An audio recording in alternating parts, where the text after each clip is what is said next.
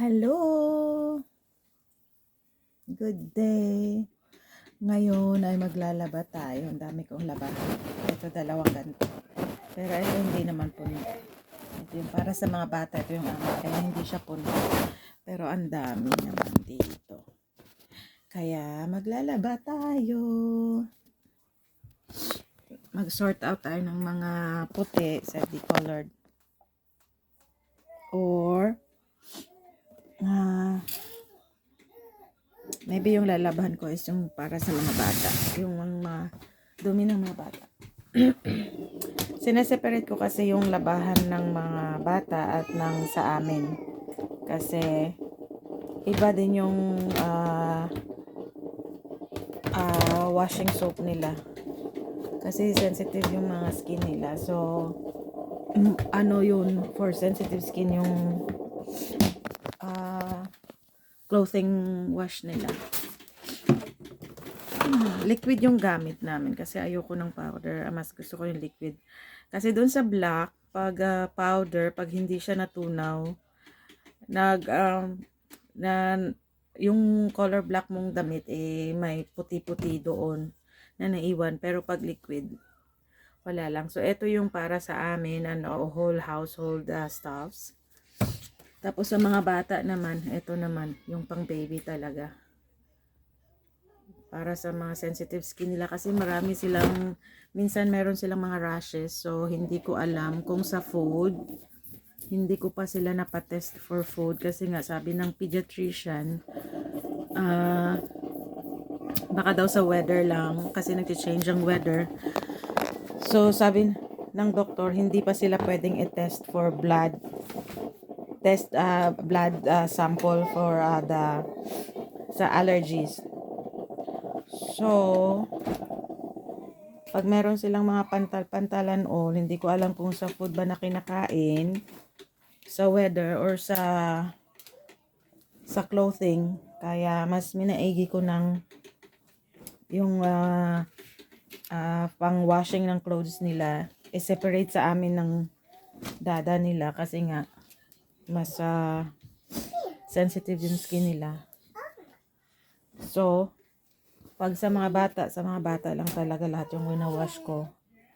Tapos, iba yung washing soap nila. Yung para sa sensitive skin. Para safe. At in fairness, always sila maraming labahan. Minsan nagkaka 3 rounds akong maglaba sa mga labahan ng mga bata. Kasi sineseparate ko rin. Pero minsan pag yung mga sineseparate ko talaga yung black at saka yung white separate. Pero yung mga multicolor iniisa ko na yan. Tapos nilalagyan ko siya ng ganito. I'm not an endorser. Pero sinishare ko lang kung ano yung ginagamit ko. Hi! Yeah. Eto guys, share ko lang mga tiyay. Farb and Schuster. I don't know how to read. Anyway, it's a German thing. But meron din to sa mga department store, mga grocery store. Yung paper siya.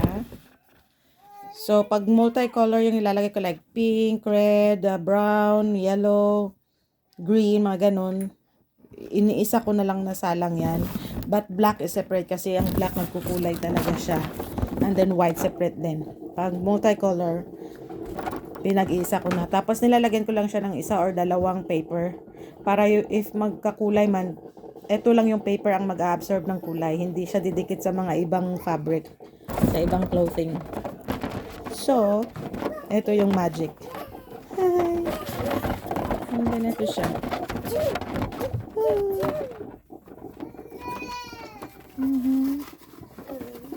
Tapos, introducing naman, pag mga sportswear like track suits or mga jogging suits or yung pang cycling suits, ito yung gamit ko. Sineseparate ko rin siya ng wash. Kasi di ba iba ang fabric nun? Tapos ito siya, yung ginagamit ko.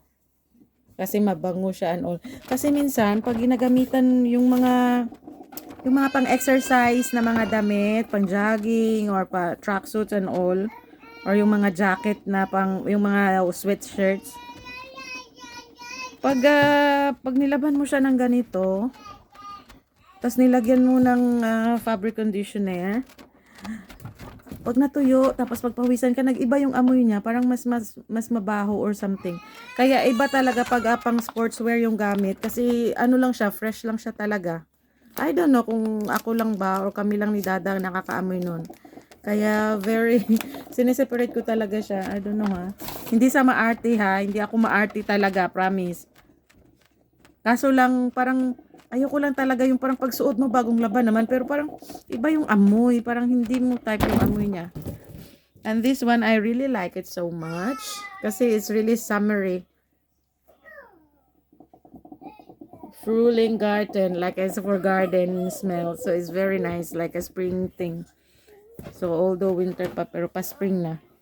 Kaya ang bango niya pag nilagay mo siya sa damit, after nang matuyo yung damit, pag sinuot mo ang bango-bango. Hi, can you say hi? Hi. Oh, she still has the balloon. My other one is still there. I guess eating her breakfast. Kika's already finished her breakfast. Hi, Langing. So, magsusort out ako ng mga damit for washing.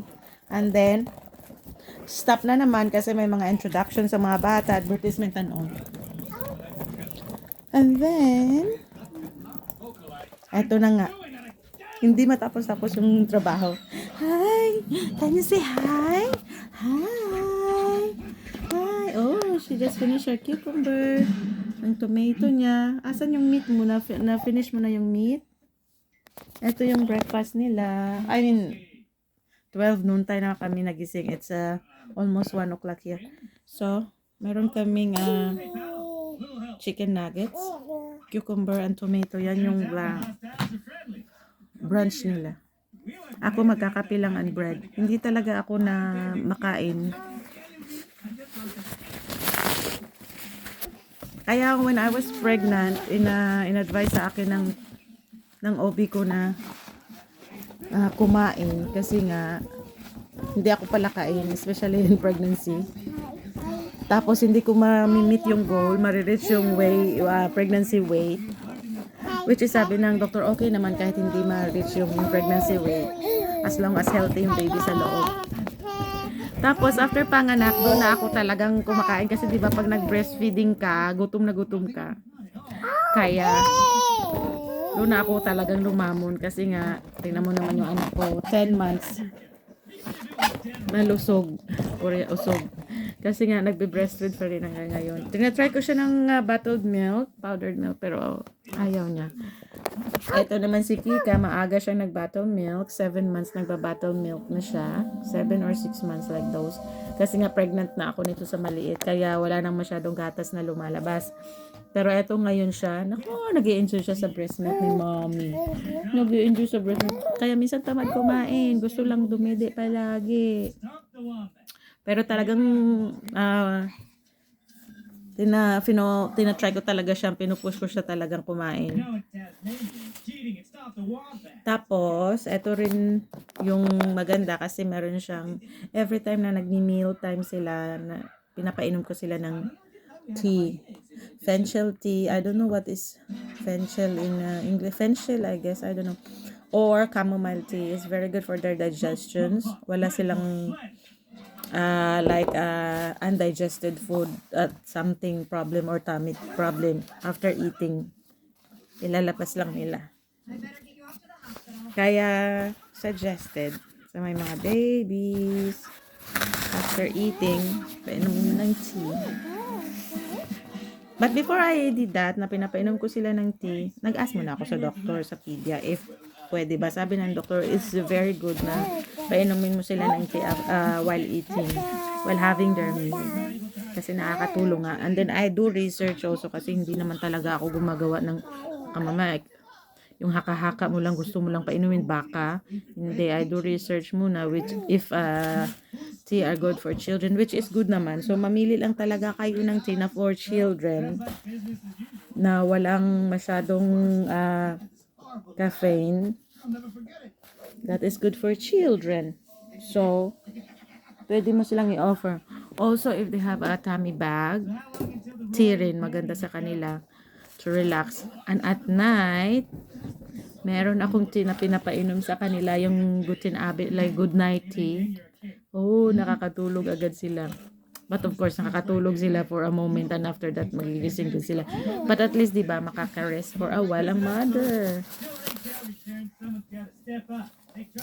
So she's finished on her food now and cleaning her table and she's ready to get out from her chair.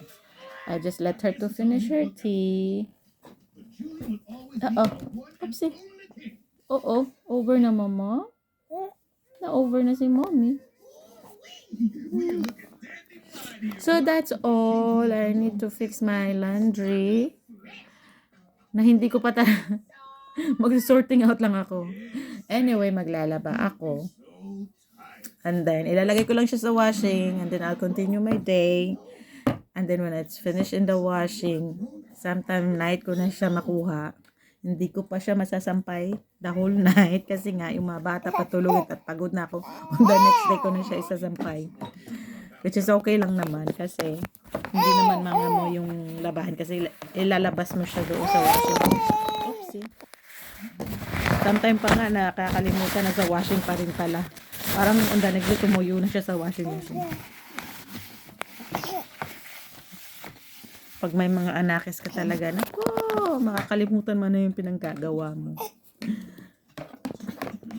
Are you ready to get out from your chair? Ayaw pa niya yata. Anyway. Cucumber. Paborito nila. Cucumber and tomato. Anyway, that's it for now. Ito lang yung update of our daily life. I'll just update you guys every now and then sa aming daily life ng aking mga kiddos when Dada is not around us at work. For my daily vlog, please like, subscribe, and comment. Para naman malaman ko na meron ka natutunan sa mga videos ko. Anyway, wala naman talagang informative dito. Si-share lang ako ng mga daily lives namin. So, bye for now. Cheers! Very funny.